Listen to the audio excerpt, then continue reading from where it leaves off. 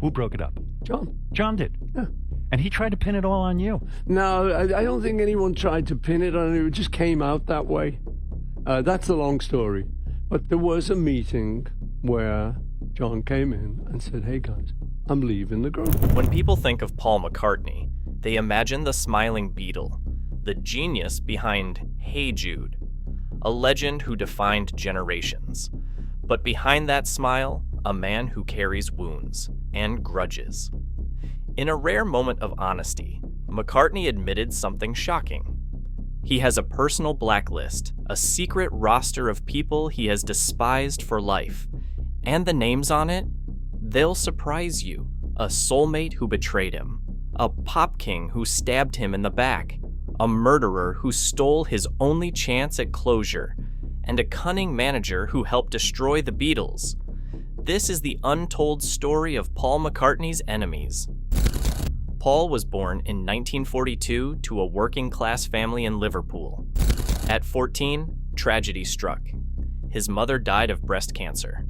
The grief scarred him, but it also drove him toward music. Then came 1957. Paul met John Lennon. The spark was instant. Together with George Harrison and Ringo Starr, they built the Beatles, the band that changed the world. But success didn't erase Paul's inner struggles. He was brilliant. He was driven, but also demanding, sometimes obsessive. He pushed his bandmates to perfection, and that pressure caused cracks. George Harrison stormed out. Lennon mocked Paul in his own songs. McCartney's ambition made him look like a control freak, and while the world adored the friendly Beatle, inside he was deeply sensitive and easily wounded by criticism. Enemy number 1, Michael Jackson. In the early 1980s, Paul McCartney and Michael Jackson were inseparable. They weren't just colleagues, they were friends. They called each other often. They joked, laughed, even collaborated on hits like Say, Say, Say. Paul treated Michael like a younger brother. And Michael? He looked up to Paul like a mentor. One night during a casual conversation, Paul gave Michael a secret of the music business. It wasn't about fame, it wasn't about awards, it was about money. Buy song copyrights, Paul told him. That's the key to lasting success. Paul wasn't just talking theory. He himself had quietly purchased catalogs from other artists. It gave him financial stability, long after the screaming fans went home. But what Paul didn't know was that Michael was taking notes. In 1985, the unthinkable happened. ATV Music, the company holding the rights to almost the entire Beatles catalog, went up for sale. Paul desperately wanted it. But the price? $47.5 million even for him. That was too high.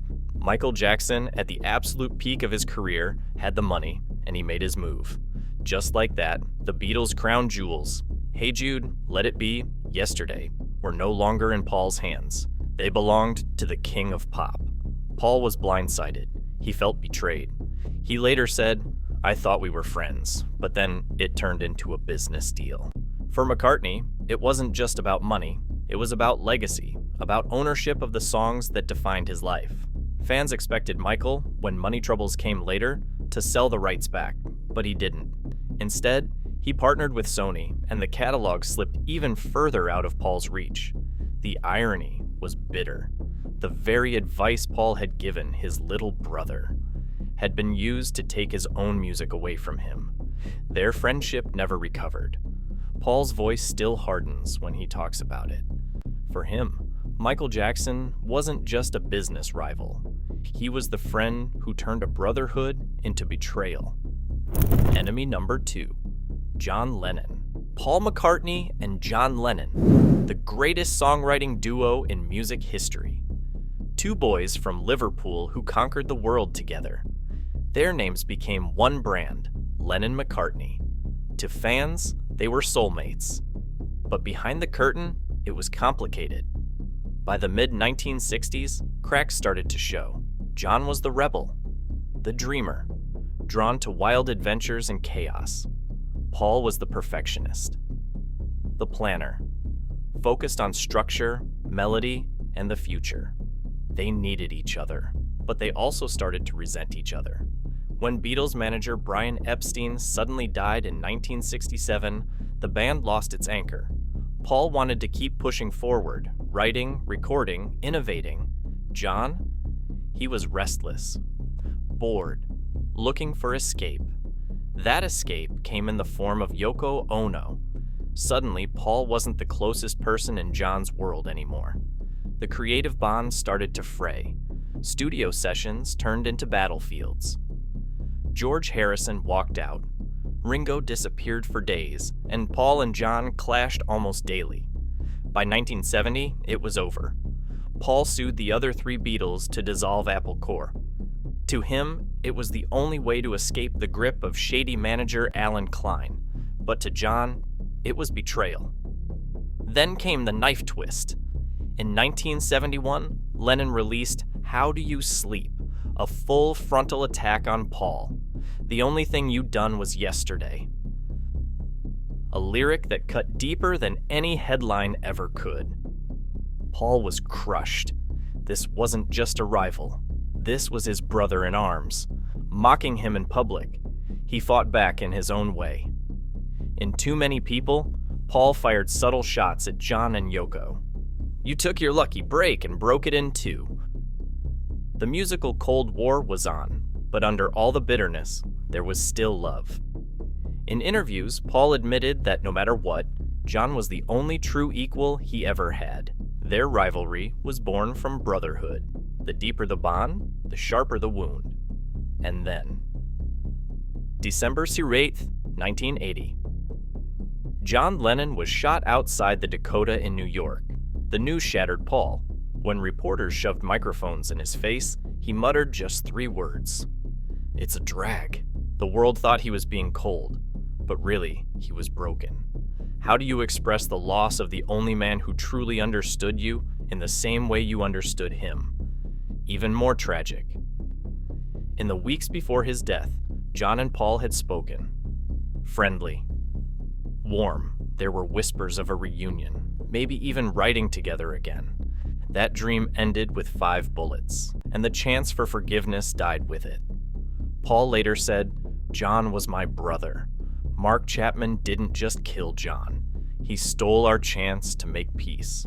To this day, Paul carries that scar. His greatest partner, his greatest rival, his greatest loss.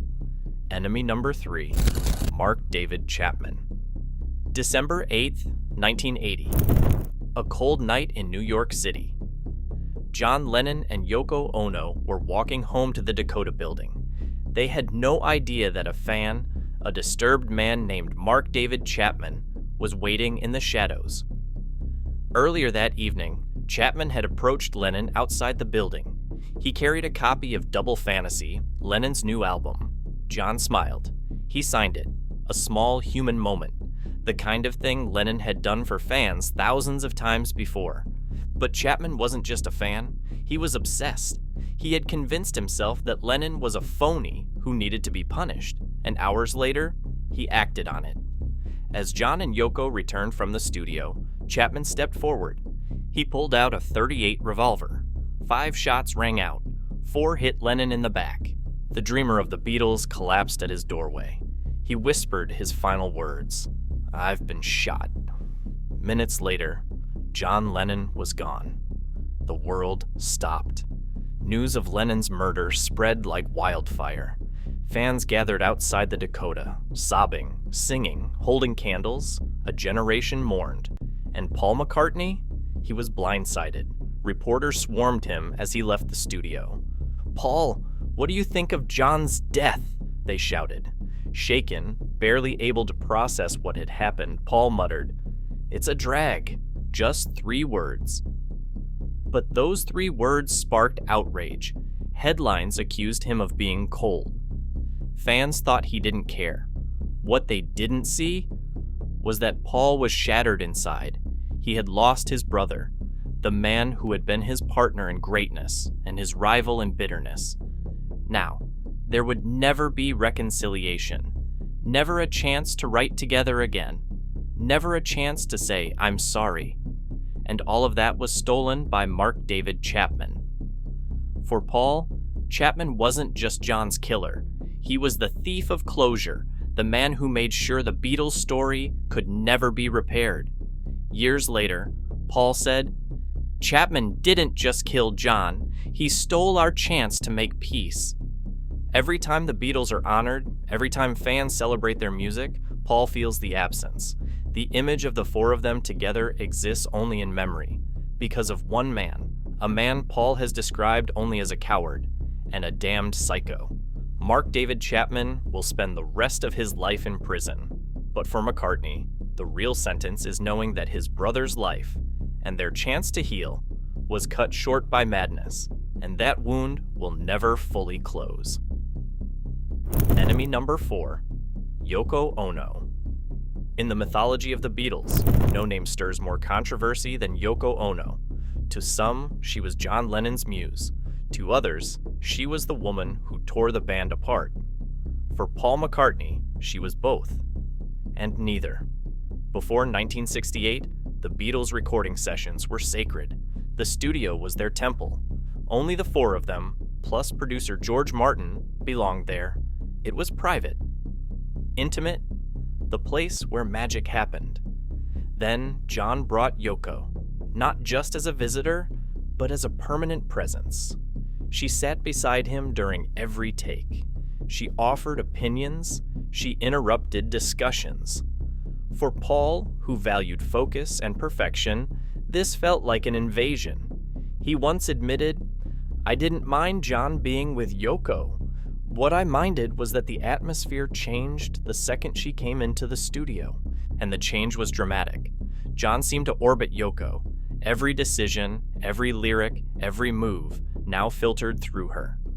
Paul felt his creative partner slipping away. Tensions rose. The Beatles' once joyful sessions turned into shouting matches. Paul's perfectionism clashed with Yoko's forceful presence. George grew bitter.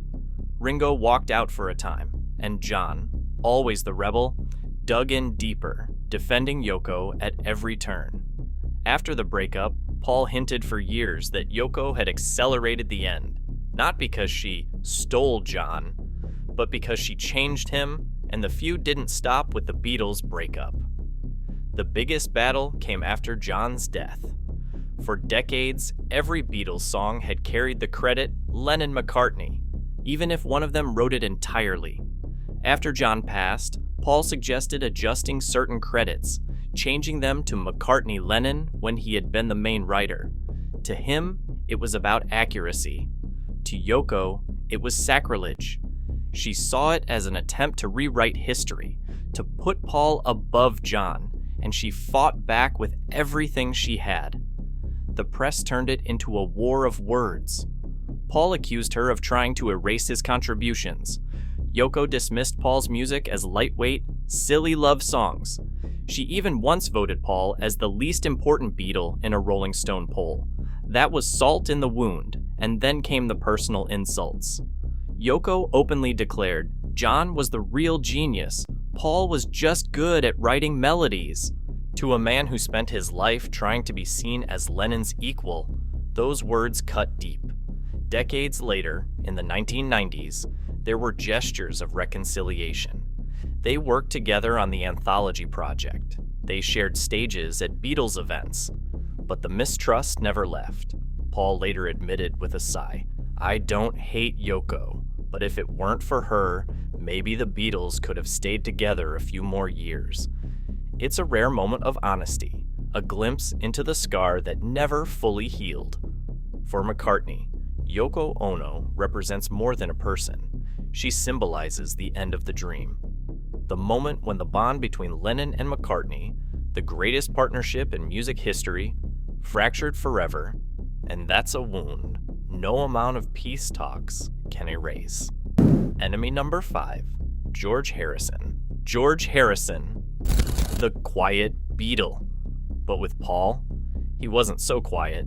Inside the studio, Paul was the bossy perfectionist. Every chord, every riff, every strum, Paul wanted it his way. George, he hated it. During the filming of Let It Be, the tension boiled over. The cameras caught it. Paul nitpicking George's guitar line, George snapping back with the now famous words, I'll play whatever you want me to play, or I won't play at all if you don't want me to. Then, silence. George packed up and walked out. For days, the Beatles were down to 3, and the cracks in the world's greatest band split wide open. This wasn't the only clash. Paul often sidelined George's songwriting. While John and Paul churned out hit after hit, George's ideas were brushed aside. Songs like All Things Must Pass, rejected during Beatles sessions, later became legendary on George's solo albums. To George, it was proof. Paul never gave him the respect he deserved. Even after the Beatles ended, the bad blood lingered. The two clashed in court battles over Apple Corps. George once admitted, "Working with Paul is like trying to climb Everest with your hands tied." Ouch. Paul, meanwhile, believed George was holding on to resentment. He later said, "George was frustrated. I could have handled things better, but I just wanted it perfect." It was more than music. It was ego. Paul, the relentless leader. George, the overlooked genius. Ironically, when George released My Sweet Lord in 1970, it soared past Paul's solo work on the charts, a quiet statement that George didn't need Paul anymore. Their relationship never fully healed. They shared stages at times. They smiled for the cameras. But behind closed doors, the scars never faded, and when George passed away in 2001, Paul admitted something haunting. "He was my little brother. We had our differences, but I loved him." The truth? George Harrison wasn't just an enemy. He was the mirror that showed Paul his flaws, and sometimes that's the hardest enemy of all. Enemy number 6. Alan Klein. If there's one man Paul McCartney has never forgiven, it's Alan Klein.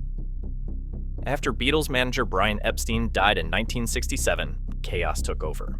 The Beatles were unstoppable musicians, but clueless businessmen. Apple Corps, their new company, was a financial disaster. Money was bleeding everywhere. The world's biggest band was turning into a sinking ship. Enter Alan Klein, a smooth-talking, sharp-dressed mogul with a reputation for squeezing record companies dry and making artists rich. He had already worked with the Rolling Stones. He knew how to play the game. To John Lennon, Klein was perfect. John liked his brutal honesty. George and Ringo agreed. Klein looked like the savior who would protect them from greedy record executives. But Paul smelled a rat. While the others fell for Klein's promises, Paul insisted on hiring Eastman and Eastman, his wife Linda's family firm, lawyers he trusted, people who would protect their legacy. The other 3 didn't listen. They voted Paul down. Klein was in. From that moment, the Beatles were divided. Paul stood alone on one side, John, George, and Ringo on the other. Klein wasted no time. He restructured Apple Corp, fired staff, cut projects, and yes, profits went up, at least in the short term. But Paul wasn't fooled. He believed Klein was pocketing money behind the scenes. He believed the man was a crook. By 1970, Paul had had enough. He did the unthinkable. He sued John, George, and Ringo, not just to officially end the Beatles, but to break free from Klein's grip. The world was shocked. Headlines screamed, "Paul McCartney sues the Beatles!" Fans branded him a traitor, the Beatle who killed the dream. But history proved Paul right. Just a few years later, Klein was exposed. He'd been skimming profits, charging inflated commissions, and cheating artists out of royalties. He was convicted of tax fraud, and in 1977, he was forced to repay the Beatles over $800,000. John, George, and Ringo finally admitted Paul had been right all along. But by then, the damage was done. The band was gone forever. Paul later called Klein a swindler, the man who legally and financially destroyed the Beatles. And while Lennon's death or Harrison's resentment left Paul wounded, the betrayal of Klein left him bitter, because this enemy wasn't family. He wasn't a bandmate. He was an outsider who came in with a silver tongue and left with the Beatles in ruins. Enemy number 7, Phil Spector, the so-called genius of the wall of sound. And in Paul McCartney's eyes, the man who vandalized his music.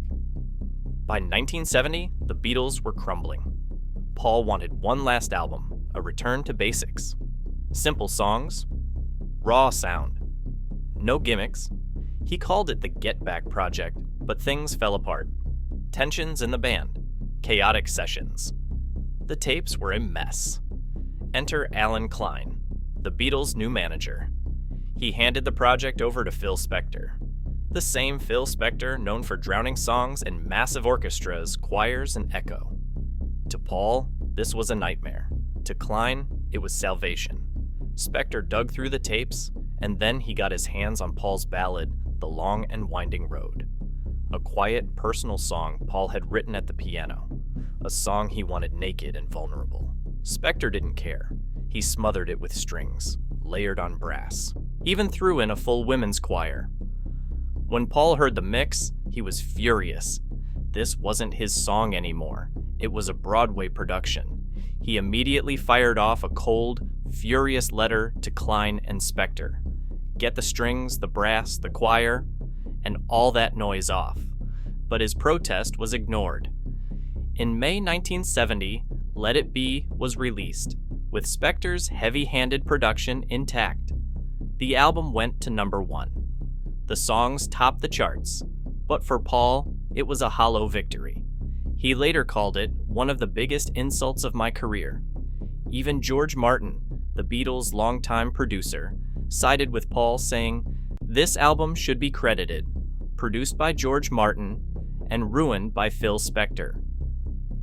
Did Spector care? Not at all. He basked in the glory, calling himself the man who saved the Beatles' last album. But Paul never forgot. For decades, he carried that wound. Every time The Long and Winding Road played on the radio, he heard not his voice, but Spector's fingerprints. Then, in 2003, over 30 years later, Paul finally got revenge. He released Let It Be. Naked. No choirs, no brass, no wall of sound, just Paul, the way he intended it.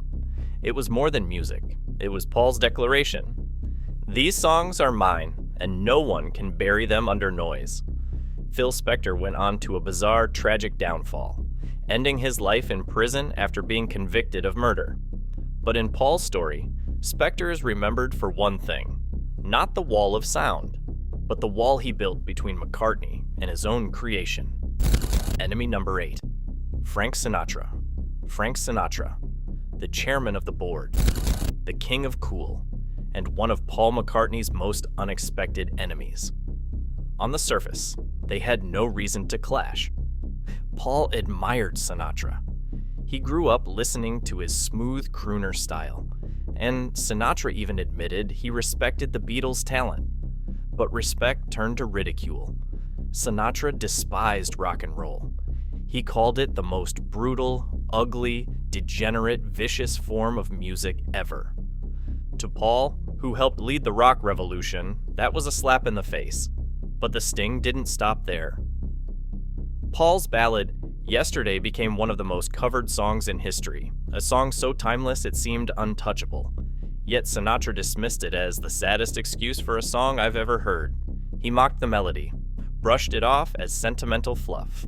Imagine, the man Paul idolized, tearing apart his most personal masterpiece. And then came the ultimate insult. On stage, Sinatra performed George Harrison's Something. But instead of crediting George, he told the audience, "This is the greatest love song Lennon and McCartney ever wrote." For Paul, it was a double blow. First, George's masterpiece was erased. Second, Paul was being lumped into credit for a song he hadn't even written. It was clumsy, it was careless, and it proved that to Sinatra, the Beatles were still just those guys who write pop songs. Paul never fired back publicly, but he never forgot the disrespect. To him, Sinatra represented the old guard, a musical empire that sneered at the new wave, the elegant world of big bands versus the raw power of rock. And while the Beatles changed the face of music, Sinatra made sure everyone knew he thought it was garbage.